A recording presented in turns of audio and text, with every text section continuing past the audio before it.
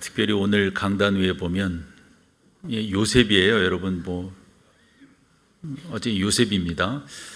요셉의 입장에서 성탄을 조명을 해 보려고 합니다. 이름표도 달았으니까 딴 사람 생각하실 리가 없겠죠. 이렇게 요셉을 오늘 주제로 생각하는 데에는 예수님의 아버지임에도 불구하고 요셉이 너무 감추어져 있기 때문인데요. 요셉은 성탄을 어떤 식으로 맞이했을까 여러분과 나누면서 결론은 이렇게 나면 좋겠죠. 나는 성탄을 어떤 식으로 맞이하는가, 어떻게 준비하고 있는가, 이렇게 나눠보려고 그럽니다. 오늘 설교 형태가 조금 다를 수가 있습니다. 내러티브 설문 중에 1인칭 화법이라고 해서 쉽게 표현을 하면 모노드라마 형태로 하려고 하는데 제가 그런 능력이 별로 없어서 어쨌건 해보려고 그럽니다.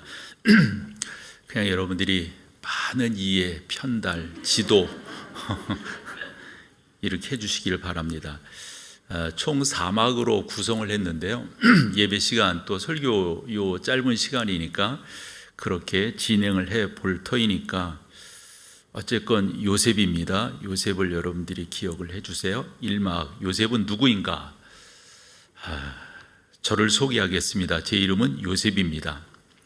여러분 중 많은 사람이 저를 알고 있습니다. 오랫동안 저는 크리스마스와 함께 했습니다. 그러나 많은 분이 저를 잘 모른다는 생각이 듭니다. 때때로 저는 결혼식의 신부의 아버지와 같은 느낌이 듭니다. 아무도 알아주지 않지만 전체 경비를 지불해야 했으니까요. 어쨌건 제가 여러분에게 제 자신을 조금 더 소개하려고 합니다. 저에 대한 소문을 들으셨을 겁니다. 공교롭게도 오늘 본문에 나오듯 이스라엘의 가장 위대한 왕 다윗의 후손이라고 하는 겁니다. 그러나 저는 다윗이 조상이지만 다윗을 잘 모릅니다. 왜냐하면 제가 태어나기 오래전에 그는 죽었고 지금 그의 왕국은 그 영광을 잃었기 때문입니다. 그건 그렇고 저는 베들레헴 동네에서 어린 시절을 자랐습니다. 그곳은 예루살렘에서 남쪽으로 12km 정도 떨어진 작은 마을입니다. 가난한 동네죠. 사는 것이 어려웠습니다. 그래서 저의 집은 제 고향에서 그리 멀지 않은 갈릴리 호수 가까운 나사렛이라고 하는 마을로 이사하게 되는데 그것도 작은 마을입니다. 그래서 사람들은 우리를 놀리듯 나사렛에서 무슨 선한 것이 나오겠어? 라고 말하곤 했습니다. 별 볼 일 없는 곳이라는 뜻이겠죠. 저는 그런 나사렛, 대단한 도시가 아닌 아주 작은 마을에서 저는 자랐고 또 그곳에서 성장을 했습니다. 저의 직업은 목수입니다. 제 말은 목수는 실용적인 사람이란 뜻인데 우리는 시인이나 철학자가 아니라는 말이 되겠죠. 저는 여러분들이 만질 수 있고 측량할 수 있는 것들을 가지고 작업을 하고 자르고 톱질을 합니다. 저는 나무를 가지고 작업을 하는 것을 좋아합니다. 여러분도 아시겠지만 나무는 정직합니다. 저는 그런 나무를 가지고 사람들이 원하는 것을 만들어 줍니다. 나사렛에서 사는 동안 좋았고 행복했습니다. 그 이유 중에 하나가 그곳에서 마리아를 만났기 때문입니다. 제가 마리아를 처음 봤을 땐 16살이었는데 참 예뻤고 고운 마음을 지닌 자매였습니다. 그래서 우리 둘은 사랑했고 곧 약혼을 했습니다. 약혼은 일종의 맹세와 같은 건데 이 약속을 하고 1년 안에 결혼을 하면 되는 겁니다. 그 기간 동안 저는 마리아를 더 사랑하게 되었습니다. 그녀와 함께하는 것은 황홀 그 자체였습니다. 그리고 마리아는 여인으로서 성전의 기둥과 같이 견고했습니다. 그녀는 사려가 깊었고 삶을 사랑했고 뿐만 아니라 노래를 좋아했고 즐겨했습니다. 여러분들이 보시는 성경 누가복음 2장에 아내 마리아의 노래가 나오는데 참 훌륭한 노래입니다. 그 약혼 기간은 제게 꿈 같은 시간들이었습니다. 저는 마리아를 위해 그리고 태어날 자녀들을 위해 저의 기술을 발휘해 아름다운 집을 지을 계획을 세우기도 했습니다. 저는 그녀와 함께 사는 삶이 어떨지 크게 기대하고 있었습니다. 제2막 요셉이 마리아의 임신 소식을 듣다, 이럴 때 음악도 깔리고 그러면 좋은데, 그러나 제겐 너무도 갑작스러운 일이 생겼습니다. 그것은 이상한 일입니다. 그렇지 않나요? 어떻게 하룻밤 사이에 그렇게 빨리 꿈이 악몽으로 바뀔 수가 있는 거죠? 분명한 것은 누구나 꿈들은 산산이 부서질 수 있긴 있습니다만 그것이 저에게 임할 줄은 몰랐습니다. 어느 날부터 말이 없는 겁니다. 그렇게 사랑스러운 그녀에게 뭔가 근심이 있어 보였습니다. 저는 마리아가 조용하며 정숙했고 집안에만 있었다는 것을 잘 압니다. 그런 마리아가 내게 왜 이러는 거죠? 어떻게 된 거냐고 물었습니다. 그녀는 나에게 말할 수 없다고 했습니다. 저는 그녀의 침묵이 궁금했습니다. 저는 제가 마리아에게 모든 일로, 또 다른 어떤 일로 기분을 상하게 한 것은 없는가 살펴봤지만 특별히 생각나는 게 없었습니다. 그런 일들로 제가 나사렛으로 돌아올 때까지 저는 제정신이 아니었습니다. 그러던 마리아가 어렵게 말을 꺼내더니 저 임신했어요 하며 흐느끼기 시작했습니다. 저는 이런 상황을 생각하기도 싫습니다. 아니, 임신이라니. 저는 그녀와 그 같은 시간을 보낸 일이 없습니다. 그렇다면 누구와 어떻게 됐단 말입니까? 아니, 내가 아니라면 어떻게 그런 일이 내가 모른 채 일어날 수 있을까요? 우리는 사랑하고 있었습니다. 우리는 신뢰하고 있었습니다. 우리는 계획과 꿈이 있었습니다. 그런데 왜 이런 일이? 저는 물어보고 싶었지만 마리아의 대답을 듣기가 두려웠습니다. 그녀가 제게 사실대로 말했을 때 그것은 벼락을 맞는 것과 같았습니다. 어찌된 일이냐는 나의 질문에 마리아가 내게 말을 했습니다. 갑자기 천사가 그녀에게 나타나서 이스라엘의 메시아의 어머니가 될 것이라고 말을 했다는 겁니다.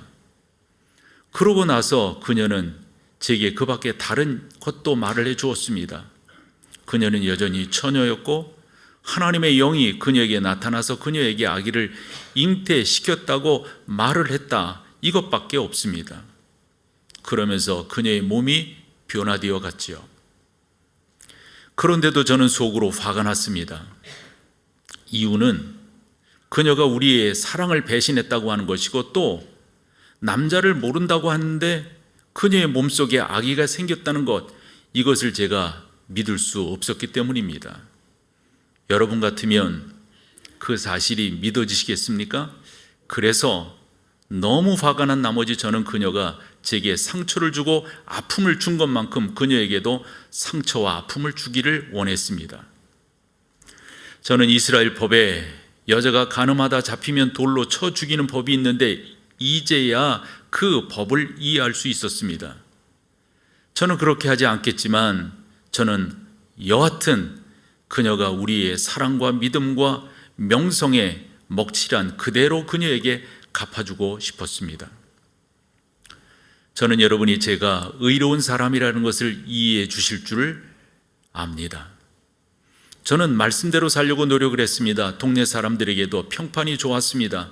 그런데 제가 마리아와 계속 사귀고 결혼을 하면 마리아의 아기가 내 아기라고 동네 사람들은 생각할 것이고 놀릴 것이고 그러면 저의 명예는 망가지고 말 것입니다. 그래서 저는 화가 났습니다. 저는 그것을 공개하려고 했습니다. 사실대로. 저는 동네 사람들을 모으고 제 잘못이 없다고 하는 것을 말하고 싶었습니다. 하지만 저는 그렇게 할 수가 없었습니다. 이유는 마리아를 사랑하고 있기 때문입니다. 나의 신뢰가 산산이 부서진다 하더라도, 그리고 내가 그녀와 결혼할 수 없다 할지라도 나는 그녀를 많은 사람 앞에서 부끄럽게 하고 싶지 않았습니다. 그래서 저는 그 일을 조용히 덮기로 했습니다. 여러분이 보시는 성경 마태복음 1장 19절, 그의 남편 요셉은 의로운 사람이라 그를 드러내지 아니하고 가만히 끊고자 하여, 이 가만히라고 하는 말은 몰래 비밀스럽게 하기로 했다 이 말입니다. 마리아는 이제 나사렛을 떠나야 한다는 것을 알았습니다. 그녀는 공동체 안에 그의 빈정되는 험담을 견딜 수 없으리라는 것을 알았습니다. 그래서 누가복음 1장 39절로 42절을 보면 이때 마리아가 일어나 빨리 산골로 가서 유대 한 동네에 이르러 이렇게 기록된 것은 그가 숨으려고 했다 하는 것입니다. 마리아는 사촌 엘리사벳과 그의 남편 사가랴가 살고 있는 곳으로 피하려고 남쪽 헤브론 지역으로 떠났던 겁니다. 저는 마리아가 사촌 엘리사벳 집으로 간 후 일이 손에 잡히질 않았습니다. 먹을 수도 없었고 잠잘 수도 없었습니다. 그러던 중 하루는 잠을 깊이 자다 꿈을 꾸게 되는데 저는 그 꿈속에서 눈이 부실 정도로 빛이 나를 비추고 있음을 알았습니다. 그 빛 가운데 천사를 보았습니다. 너무 무서웠습니다. 그 천사는 제게 요셉, 마리아를 아내로 맞는 것을 두려워하지 말아라. 왜냐하면 그녀의 태중의 아기는 성령님으로 잉태되었기 때문이다. 그리고는 그 아들을 낳으면 너는 그 이름을 예수라고 해야 한다. 왜냐하면 그가 그의 백성을 그들의 죄에서 구원할 자이기 때문이다. 라는 말을 해주었습니다. 제가 그 꿈에서 깼을 때 기분이 무척이나 상쾌했습니다. 하늘로부터 메시지를 받았던 것이기 때문이죠. 저는 마리아가 제게 한 말이 사실이었다는 것을 알았습니다. 저는 그냥 있을 수 없어 헤브론으로 내려가 엘리사벳과 사가리아에게 제가 들은 것을 전했습니다. 그리고 마리아에게 미안하다고 사과했습니다. 저는 그녀를 데리고 나사렛으로 와서 우리가 할 수 있는 한 빨리 결혼을 했습니다. 저는 여러분에게 맹세컨대 그때까지 그녀와 잠자리를 하지 않았습니다. 산막, 결혼 후에 요셉의 집에 생긴 일입니다.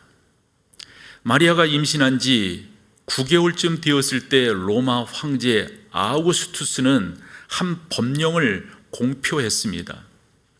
그는 세금을 더 거두기 위해 인구 조사를 하기를 원했던 것이죠. 그래서 모든 남자는 자기가 태어난 곳으로 가서 호적 신고를 해야 한다라는 법령을 공포했습니다. 그래서 나사렛에서 나의 고향 베들레헴으로 가는데 그곳까지는 3일간을 걸어야 되는 고된 여행길이었습니다. 하지만 저는 베들레헴이 고향이기에 저를 반겨주고 맞이해 줄 것이고 쉴 곳이 있는 줄로 알았습니다. 그런데 워낙 많은 사람이 호적하기 위해 고향을 찾았기에 저같이 가난한 사람들은 방을 구할 수가 없었습니다. 그때 마리아에게 산통이 찾아왔습니다. 방을 구할 수 없었던 우리는 마침내 마을 외곽의 한 곳을 발견했습니다. 그곳은 농부가 그의 말들을 들이는 마구간이었습니다. 아무리 찾아도 우리에게 맞는 환경은 없었습니다. 저는 그곳에서 산통으로 힘들어하는 마리아를 밀집 위에 뉘었습니다. 다른 장소는 없었으니까요. 저는 따뜻하게 하려고 불을 피웠지요. 산통 끝에 아기가 나오자 저는 무엇을 해야 할지 몰랐습니다. 저는 목수이니까요. 그럼에도 다급한 나머지 저는 탯줄을 끊고 제가 할 수 있는 한 최대로 깨끗하게 아기를 닦이고 천으로 아기를 감쌌습니다. 그리고 가장 편안한 곳인 마을 구유 안에 뉘었습니다. 왜냐하면 마을 구유에서 아기를 뉘일 곳이라고 하는 마구간에서 아기를 뉘일 곳이라고 하는 것은 없었으니까요. 다른 데는 더러웠고 축축했기 때문입니다. 여러분은 제 처지를 이해하실 수 있습니까? 아무도 이 왕의 탄생을 축하하러 오지 않았습니다. 우리는 철저하게 우리 둘뿐이었습니다. 왕은 그런 모습으로 이 땅에 오셨습니다. 그런데 아니 얼마 지났을까 이란에서 온 점성가들이 찾아왔습니다. 그리고 얼마 동안 아기가 자랐을까요? 우리는 헤롯 왕 때문에 이스라엘에 머물지 못하고 이집트에서 거의 2년을 머물다 헤롯 왕이 죽은 후에 돌아와야만 했습니다.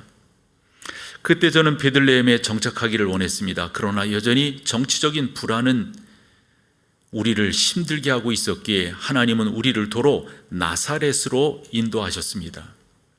전 우주의 창조주이신 하나님께서 그 수군대는 동네 사람들과 지저분한 농담이 있는 나사렛으로 우리를 보내신다?